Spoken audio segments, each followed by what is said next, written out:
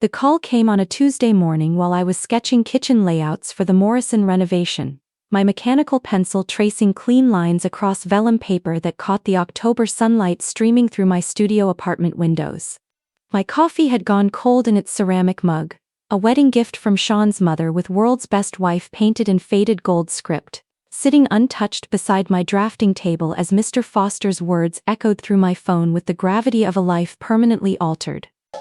"Miss Wallace, your Aunt Grace has left you her entire estate, $7.5 million, plus the oceanfront property in Malibu."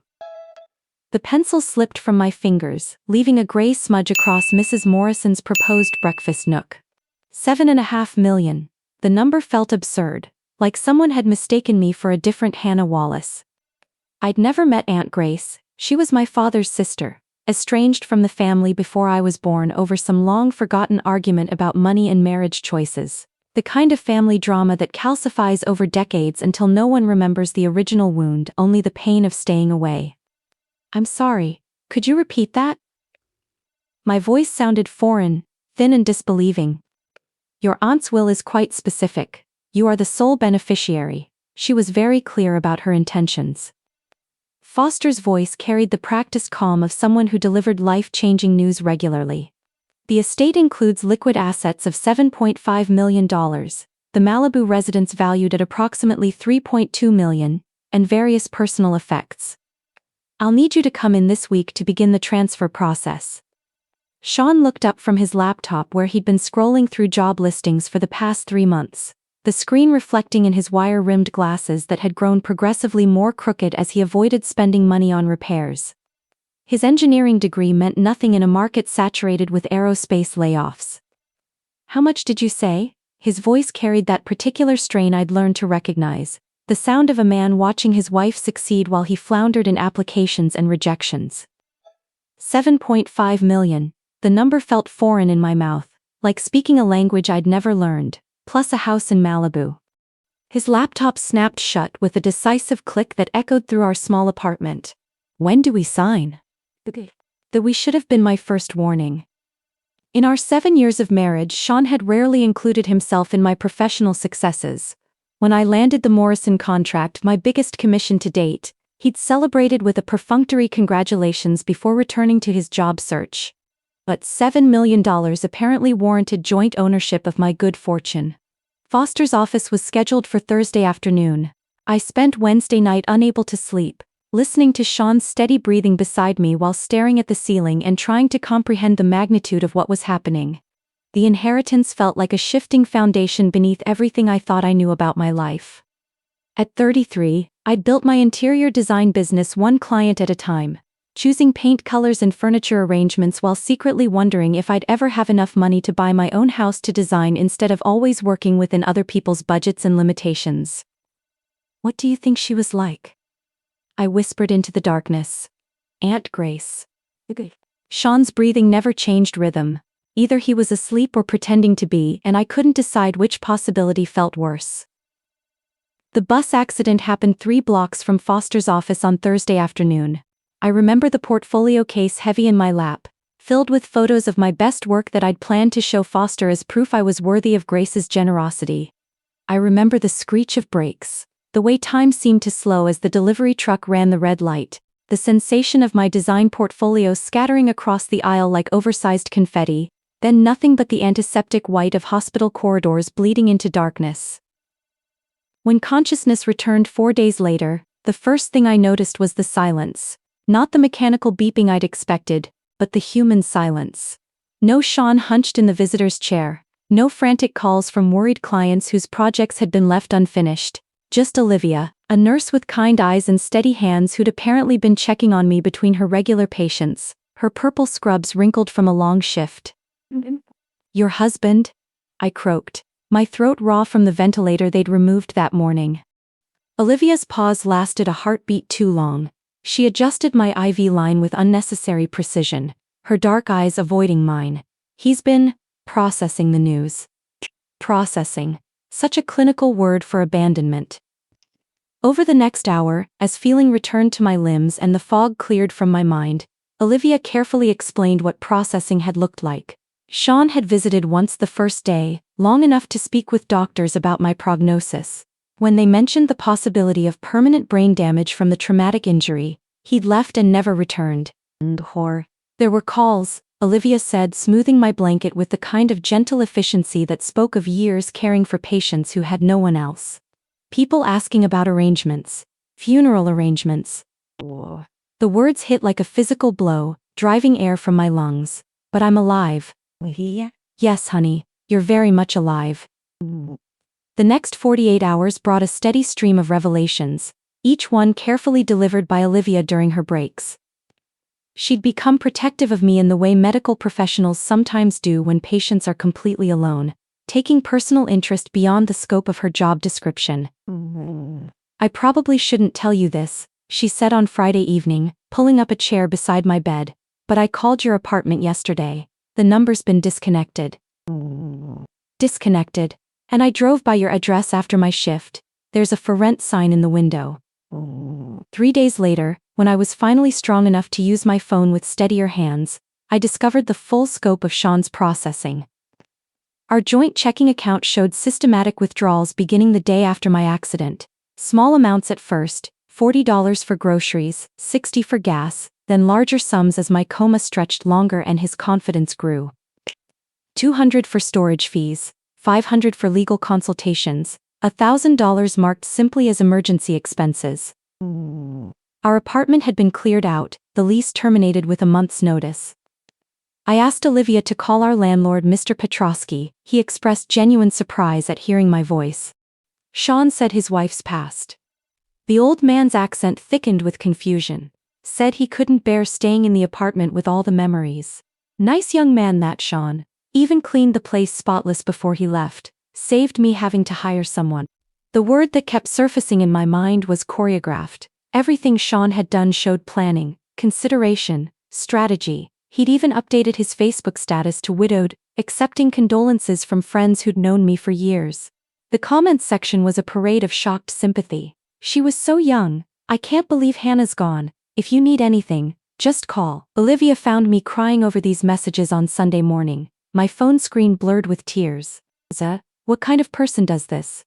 I asked her. What kind of husband gives up on his wife after 4 days? The kind who was never really your husband, she said quietly. He was just wearing the costume. Foster's office felt different when I finally made it there the following Tuesday, supported by a walking stick, and accompanied by Olivia, who'd taken a personal day to drive me. The lawyer, a thin man with wire-rimmed glasses that reflected fluorescent light like tiny mirrors, seemed genuinely startled to see me walk through his mahogany-paneled door. Miss Wallace, we were told. He shuffled through papers on his desk, each page rustling like autumn leaves. We received documentation that you had passed away from injuries sustained in the accident. Documentation from whom? My voice was steadier than I felt. Your husband, Sean Wallace. He provided a death certificate and requested information about succession protocols. Foster's discomfort was palpable, his usually composed demeanor cracking slightly. He seemed quite distraught. May I see this death certificate? Foster's hesitation told me everything I needed to know. The document he slid across his mahogany desk was a photocopy of a photocopy, the edges blurred and the state seal barely visible through the reproduction artifacts. My name was spelled Hannah Wallach, instead of Wallace. The cause of death was listed as traumatic brain injury with complications, medical language that sounded authoritative but meant nothing. At the bottom, a signature that looked like Sean had practiced it but never quite mastered the confidence needed for forgery. This is a fake, I said quietly. I was beginning to suspect as much, particularly after this morning's meeting. What meeting? Foster removed his glasses, cleaning them with deliberate care that suggested he was buying time to choose his words carefully. Your husband came in with another woman, Taylor Grant. He claimed she was your half-sister and therefore next of kin under California inheritance law. They wanted to discuss transferring the inheritance. The world tilted sideways. Half-sister. I'd been an only child my entire life, or so I'd believed. My father had been secretive about his past, deflecting questions about family with vague mentions of people who'd moved away or lost touch. Did you give them anything? No. I told them I needed additional documentation to verify the relationship and validate Mr. Wallace's claim of your death. They're returning tomorrow with what he called family records and additional proof of death. That evening, back in the motel room I'd rented near the hospital, a sterile space that smelled of industrial carpet cleaner and previous occupants' disappointments, I called Olivia. She answered on the second ring, her voice warm despite working a double shift. "Hannah, how did it go with the lawyer?" "Olivia, I need to ask you a favor, a big one, name it. I need you to help me catch my husband stealing my inheritance." The plan we developed over the next 24 hours was elegant in its simplicity. Olivia would contact Foster's office, identifying herself as my attending nurse, to confirm that I was alive and requesting a meeting time. She'd also provide medical records proving my recovery in case Sean tried to claim I was mentally incapacitated. Meanwhile, I would position myself in the law office building's coffee shop, directly across from Foster's waiting room, where I could observe tomorrow's meeting through floor-to-ceiling windows that offered a clear view of the reception area. "What if they see you?" Olivia asked as we went over the details one more time. "They won't be looking for me. Sean thinks I'm either dead or brain damaged in some long-term care facility. And if this Taylor really is my half-sister, she's never seen me before." At 2 p.m. sharp, Sean walked into Foster's office wearing a black suit I'd never seen before, expensive, well-tailored, the kind of professional attire he'd claimed we couldn't afford when I'd suggested he upgrade his interview wardrobe. The woman beside him was younger than me, maybe 25, with dark hair and my father's distinctive nose. Even from across the lobby, the family resemblance was unmistakable. She had the same angular jawline, the same way of holding her shoulders slightly raised when nervous. They waited in Foster's reception area for nearly an hour. I watched Sean check his phone repeatedly, that nervous gesture I'd seen whenever job interviews ran long or credit card bills arrived. But there was something different about his demeanor now, a confidence I hadn't seen in months of unemployment. He looked like a man who'd solved his problems. Taylor, if that was really her name, sat perfectly still, hands folded in her lap like a child waiting for school to start. She wore a simple blue dress and cardigan, conservative and careful. Every few minutes she would glance at Sean with what looked like genuine affection, or at least the hopeful beginning of it.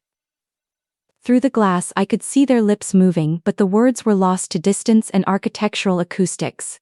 Sean was doing most of the talking, gesturing occasionally toward Foster's closed door. Taylor nodded frequently, the kind of agreeable attention that suggested she trusted whatever he was telling her. Then Foster's door opened and my husband gestured for Taylor to enter first. Always the gentleman, except when you needed him most. 20 minutes later they emerged. Sean's face had gone red, the way it did when contractors questioned his engineering calculations. His jaw was set in that familiar stubborn line that meant he was preparing for a fight. Taylor looked confused, glancing between Sean and Foster's closed door with the expression of someone who'd expected one conversation and received another entirely. In the elevator bank their argument became animated enough that I could read Sean's lips forming the word incompetent over and over. Taylor's body language was different now, less trusting, more defensive. She kept shaking her head and gesturing back toward Foster's office. That night, Olivia brought takeout Chinese food to my motel room and a small digital recorder she'd borrowed from her teenage nephew. "Hospital security uses these for incident reports," she explained, showing me how the voice activation worked. The device was smaller than my palm, designed to capture clear audio from several feet away. "Tomorrow morning, I'll call in sick and drive you to Foster's office. You'll wear this, go in there, and get them to tell you exactly what they're planning." "What if they recognize me?" Olivia opened the plastic bag she'd carried in. Inside was a brown wig in a shade darker than my natural black hair, oversized sunglasses that covered half my face, and a blazer I'd never seen before. "Foster's waiting room has a partition wall with a plant arrangement. You can sit behind it and hear everything. The acoustics in that building are terrible for privacy but great for eavesdropping. And if something goes wrong, then I'll be in the coffee shop across the lobby with my phone ready to call security." She squeezed my hand. "Hannah, what he's done to you, it's not just cruel, it's criminal. We're going to make sure he faces consequences." The next morning, positioned behind a massive fiddle leaf fig in Foster's reception area, I listened to my husband orchestrate the theft of my inheritance. The plant provided perfect visual cover while allowing me to hear every word clearly. Sean's voice carried easily across the waiting room as he explained to Taylor how they'd split the money once the transfer was complete. $7 million doesn't go as far as it used to, he was saying, his tone casual and confident. But we can definitely buy that house in San Diego you liked. Maybe start that consulting firm I've been planning. With that kind of capital, I could really build something. I still don't understand why Grace left everything to Hannah, Taylor said.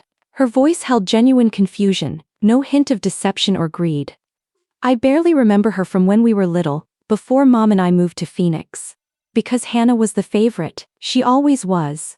Sean's voice carried a bitterness I'd never heard before, sharp and acidic. Your dad talked about her constantly after you moved away with your mom.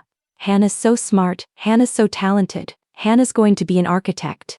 He never got over losing custody of you, but Hannah was right there, convenient. But if Hannah's really dead?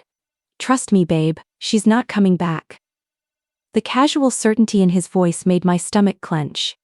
This wasn't grief or wishful thinking, this was calculated certainty from someone who believed he'd covered all possible contingencies. The death certificate looked real to me, Taylor continued. And that obituary you showed me? Foster's just being cautious. Lawyers always are when this much money is involved. But once he sees the birth records proving you're Hannah's half-sister, everything will be straightforward. And you're sure these records are legitimate? Sean's pause lasted just long enough to confirm my suspicions. Of course they're legitimate. I had to pay a premium to get copies from Phoenix so quickly, but they're completely authentic. Foster's secretary called them into the office at exactly 10 a.m. I waited 3 minutes, then followed, slipping through the door just as it was closing.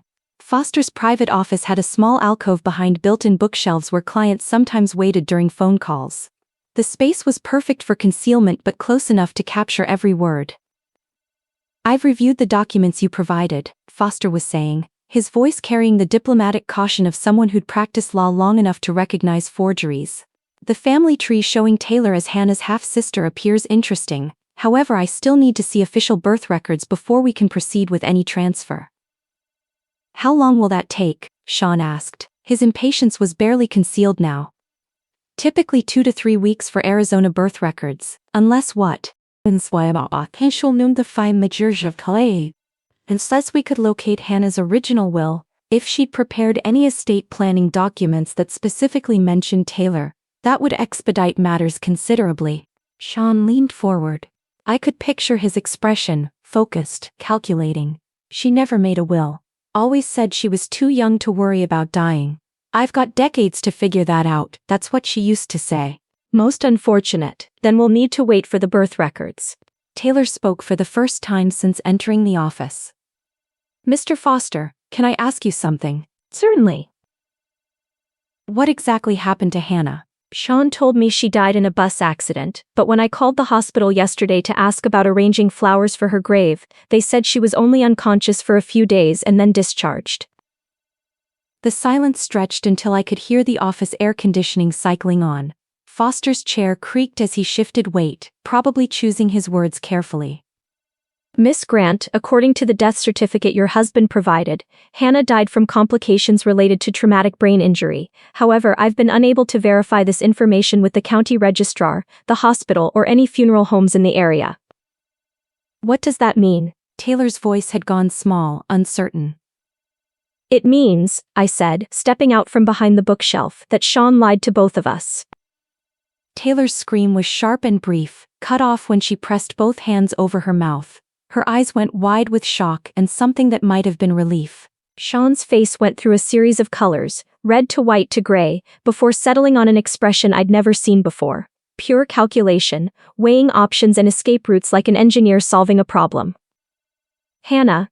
His voice was steady, almost warm, the tone he'd used when trying to talk me out of major purchases. Thank God you're alive. I've been so worried. Worried enough to clean out our bank account and marry my sister. Sister.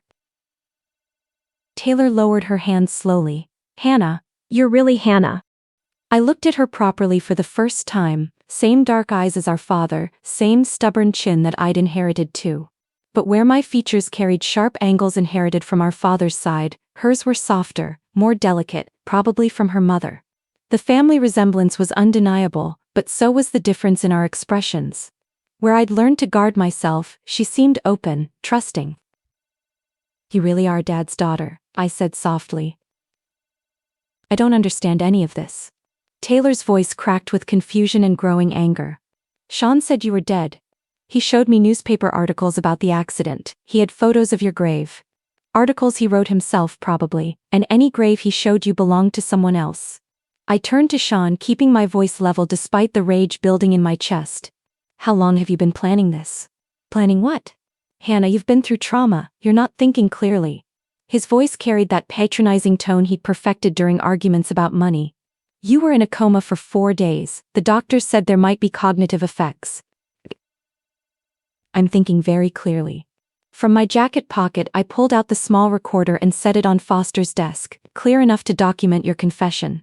The playback was crystal clear, Sean's voice explaining how they'd split the inheritance money, his casual dismissal of my chances of survival, his detailed knowledge of Taylor's background that could only have come from extensive research and deception. You son of a bitch.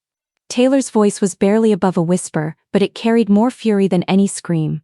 You told me she abandoned our family. You said she never wanted to meet me. Taylor, let me explain. Explain what? She stood abruptly, her chair scraping against the hardwood floor. That you married me to steal my sister's money? That you've been lying about everything since the day we met? That you used my grief about losing family to manipulate me into helping you commit fraud? Sean stood too, his professional composure finally cracking. This is insane, you're all insane, I'm not staying here to listen to. Yes, you are. Foster pressed a button on his desk phone. Security, could you please send someone to my office immediately? And call the police. We have a situation involving fraud and identity theft. The next hour unfolded with dreamlike precision. Police officers took statements while Sean sat silent, his expensive black suit wrinkled from stress sweat. Taylor tearfully explained how he'd approached her 6 months earlier, claiming to be searching for her long-lost sister on behalf of their father who was dying and wanted to reunite his daughters. He said Hannah had always wanted to meet me but didn't know how to reach out after so many years. Taylor said, tissue crumpled in her fist. When he told me she'd died in the accident, I thought I'd lost my only chance to have a sister. He comforted me through the grief and then he said we should get married to honor Hannah's memory and the family connection we'd found through her. The evidence painted a clear picture of elaborate premeditation. Sean had researched my family history through public records and social media, located Taylor through her mother's obituary from 2 years earlier, and spent months positioning himself as a bridge between two sisters. He'd courted her with fabricated stories about our father's deathbed wishes and my supposed desire for reconciliation. The birth records he showed you, the detective explained to Taylor, they're sophisticated fakes. Your actual birth certificate shows your father as unknown. There's no documentation of any relationship to Hannah's family. But we look so much alike, Taylor protested. Coincidence, Sean said quietly. It was the first word he'd spoken since the recording played. I needed someone who could pass for Hannah's sister. You fit the physical requirements. The casual cruelty of it left everyone speechless. Taylor had been chosen not for who she was, but for how she looked. Her grief, her loneliness, her desire for family, all of it had been raw material for Sean's elaborate con. The marriage certificate shows you wed Taylor while still legally married to Hannah, the detective continued. That's bigamy in California. The forged death certificate constitutes fraud, and attempting to claim inheritance under false pretenses is theft by deception. We're looking at multiple felonies here. Sean's arrest happened with surprising gentleness. The officers read him his rights in calm, professional voices while he stared at me with something approaching hatred. You always were selfish, he said as they led him away in handcuffs. Even unconscious, you found a way to ruin everything. I worked so hard to build us a future and you couldn't even die properly. The words hit like physical blows, but they also brought clarity. This was who Sean really was beneath the surface charm and professional courtesy. Someone who could calculate the value of his wife's death and find it acceptable as long as the profit margin was sufficient. Taylor and I sat in Foster's office for another hour, filling out paperwork and trying to process 28 years of separation compressed into a single afternoon. She was a pediatric nurse in Phoenix, divorced after a short marriage to a man who'd turned out to be chronically unfaithful. No children, though she'd wanted them. She'd grown up wondering about the sister their father mentioned in his few lucid moments before his death from liver failure 5 years earlier. I have pictures, she said, scrolling through her phone with shaking hands. Dad kept photos of you that I found when I cleaned out his apartment. I always wondered why you looked so much happier than I felt growing up. The photos were heartbreaking in their ordinariness. Me at 7 grinning toothlessly in a school picture.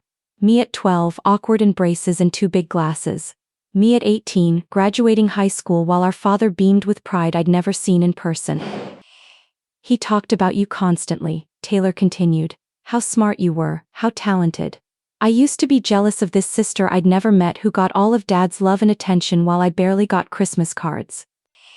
I got Christmas cards from him too, I said softly. Usually late, sometimes not at all. I thought you were the one he loved more. The inheritance transfer proceeded smoothly once my identity was confirmed and Sean's fraud was exposed. Foster handled the legal complexities with practiced efficiency, dealing with banks and insurance companies and property transfers. $7.5 million appeared in my bank account with the same surreal quality as learning about it in the first place. 3 weeks later, the legal complications were mostly resolved. Sean's marriage to Taylor was annulled due to his existing marriage to me. He'd been charged with multiple felonies and held without bail after prosecutors argued he was a flight risk. His public defender was already talking about plea deals and reduced sentences in exchange for cooperation. The Malibu house was more beautiful than I'd imagined, a mid-century modern perched on cliffs overlooking the Pacific, all clean lines and floor-to-ceiling windows that captured every shift of light across the water. Grace had maintained it perfectly, as if she'd been expecting someone to arrive at any moment. Taylor flew out from Phoenix the day I moved in, carrying a single suitcase and a nervous expression. We spent the first evening on the deck, watching sunset paint the ocean gold and pink, sharing stories about our father and the different versions of family we'd each constructed around his absence. Grace left photo albums, I told her, pulling out leather-bound books I'd found in the master bedroom closet, pictures of Dad when he was young, pictures of us as babies. She knew about me. She knew about both of us. Look. I opened to a page near the back, 2 Christmas cards side by side, one addressed to Grace from Dolores and Frank Grant, my parents' names. The other from Taylor and Maria Santos, Taylor's mother's name. She was keeping track, Taylor said wonderingly, all these years. The lawyer said she tried to contact both our fathers about including you in the will. Neither of them responded to her letters. We found Grace's journal in her desk drawer the following morning, page after page of careful observations about her estranged family, regrets about missed opportunities and detailed plans for bringing her brother's daughters together. The entries spanned decades, tracking our lives through Christmas cards, newspaper clippings and occasional private investigator reports. Hannah graduated valedictorian from Cal Poly. I sent flowers to the ceremony but didn't attend. Perhaps I should have been braver. Taylor's divorce was finalized today. I wanted to reach out, but she doesn't know I exist. How do you comfort a stranger who should be family? Frank died alone. Neither girl came to the funeral. I should have pushed harder to reconcile them while he was alive. The final entry, dated a week before her death, was a single sentence. If something happens to me, I hope the girls will find each other. Taylor decided to stay in California, at least temporarily. Her nursing license transferred easily, and she found work at a children's hospital in Santa Monica. We converted Grace's art studio into a second bedroom, though Taylor preferred the pull-out couch on the deck for its ocean views and the sound of waves that helped her sleep. I've never lived near the ocean, she explained one morning as we shared coffee and watched surfers catch dawn waves. In Phoenix, water is something you conserve, not something you listen to. The money felt too large for individual use, too significant for personal luxury. After long conversations with Foster and a financial advisor, we established the Grace Foundation, providing scholarships for nursing and architecture students from single-parent families. Taylor would manage the medical scholarships, I would handle design and construction programs. Grace wanted to bring family together, Taylor said as we signed the foundation paperwork. This feels like extending that mission. Sean's trial lasted 3 days in November. Taylor and I testified about his manipulation and deception, describing the calculated way he'd used our grief and loneliness as tools for financial gain. The prosecutor painted a picture of elaborate fraud that had taken months to orchestrate. The defendant didn't just steal money, she told the jury. He stole identity, relationship, and hope. He weaponized love and family against two women who had already lost enough. The jury deliberated for less than 2 hours before finding him guilty on all charges. He received 18 months in federal prison plus restitution requirements he couldn't possibly meet on an unemployed engineer's prospects. On the morning of his sentencing, Olivia drove down from Los Angeles to have lunch with us. She'd been promoted to head nurse in her ward, partly due to a recommendation letter I'd written highlighting her investigative skills and compassionate care. "You know what I keep thinking about," Taylor said as we sat on the deck sharing fish tacos and watching surfers navigate afternoon swells. "How Sean thought he was so clever, manipulating both of us. But if he'd just told the truth, if he'd introduced us honestly, we probably would have welcomed him into our family." "Some people can't accept love that isn't stolen," Olivia observed. "They only value what they can take by force or deception. The idea that someone might choose to share freely is incomprehensible to them." I thought about that often in the months that followed. Sean had created an elaborate deception to claim something that might have been freely given if he'd simply been honest about his circumstances and intentions. He'd seen Taylor and me as resources to exploit rather than people capable of choice and generosity. The beach house settled around us like a life we'd always been meant to live. Taylor planted a garden of succulents and seagrasses that could survive the salt air. I redesigned the kitchen to accommodate both our cooking styles, her love of spicy southwestern flavors, my preference for simple clean preparations. We established routines that felt natural rather than negotiated. Morning coffee on the deck, evening walks along the water's edge, weekend trips to museums and farmers markets where we slowly learned each other's tastes and preferences. Grace's presence lingered in every thoughtful detail of the house design, every carefully chosen piece of furniture that seemed to anticipate our needs. She'd planned for a future she wouldn't see, creating space for a family she'd hoped we'd become.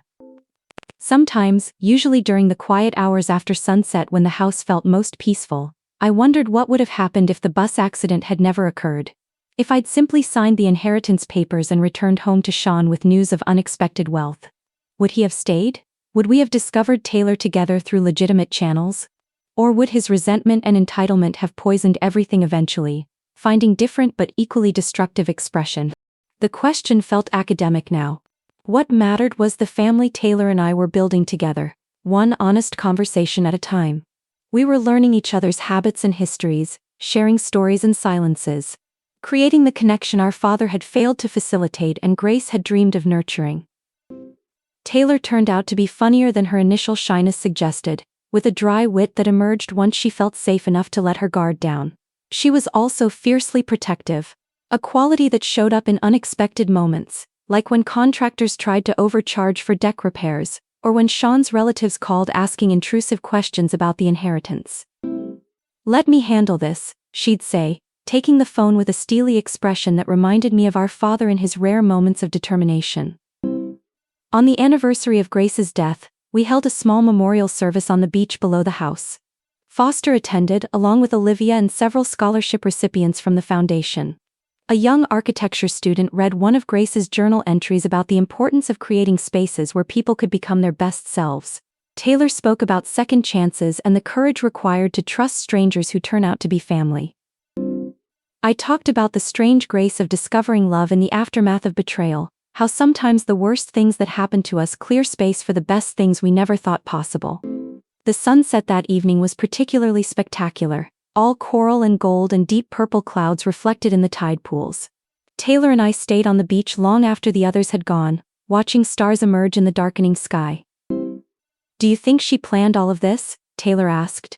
"Grace, I mean, the inheritance, the timing, even the way Sean revealed himself." "I think she hoped," I said, and hope turned out to be enough.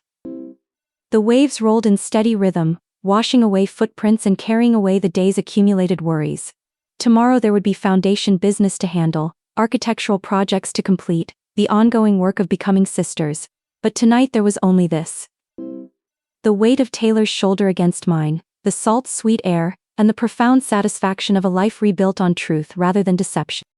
Grace had left us more than money and property. She'd left us the possibility of becoming the family we'd always needed but never knew how to find. In the end, that inheritance proved far more valuable than anything Sean could have stolen, and more lasting than any betrayal could destroy.